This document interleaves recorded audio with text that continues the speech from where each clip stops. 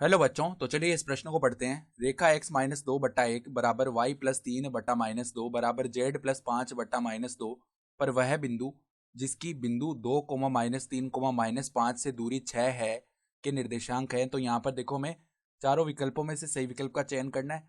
तो प्रश्न में आगे बढ़ने से पहले इस प्रश्न से संबंधित जो मुख्य उदाहरण है उसकी हम चर्चा कर लेते हैं। तो देखो, मुख्य उदाहरण क्या हो जाएगी। अगर ए बिंदु है जिसके निर्देशांक x1 coma y1 coma z1 है और बी बिंदु है जिसके निर्देशांक x2 coma y2 coma z2 हैं, तो अगर हमें ए बी दूरी लिखनी है तो वो किसके बराबर आएगी। वर्गमूल के अंदर x2 माइनस x1 का स्क्वायर प्लस में y2 माइनस में y1 का स्क्वायर प्लस में z2 माइनस में z1 का स्क्वायर। ठीक है, ये दूरी आती है ए बी।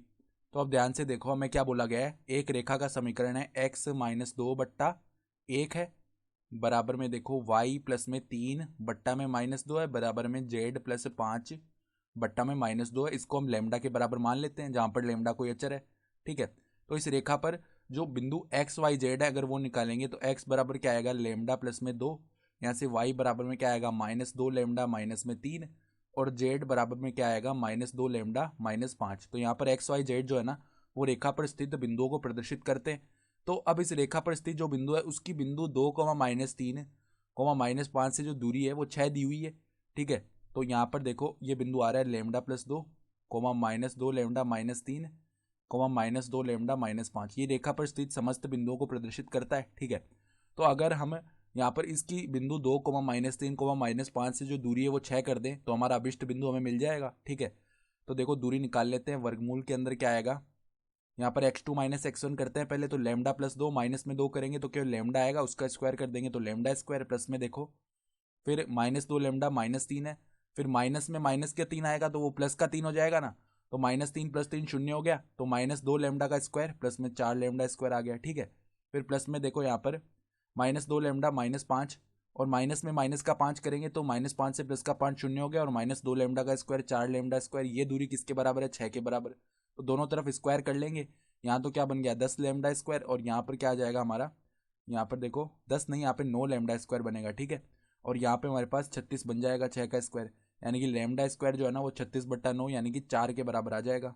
सही है, तो लेमडा का जो मान है ना वो किसके बराबर आएगा, प्लस माइनस दो के बराबर आ जाएगा। तो लेमडा का मान जैसे ही प्लस माइनस दो आया तो एक्स बराबर में क्या आएगा, देखो अगर प्लस का दो ले ले पहले तो दो प्लस में दो आ गया चार। फिर वाई क्या आएगा, देखो यहाँ पर माइनस दो गुणा दो क्या हो जाएगा, माइनस चार माइनस तीन यानी माइनस का सात। फिर देखो जेड क्या हो जाएगा हमारे पास, जेड हो जाएगा माइनस दो लेमडा माइनस पाँच यानी कि देखो माइनस का चार माइनस पाँच यानी माइनस का नौ।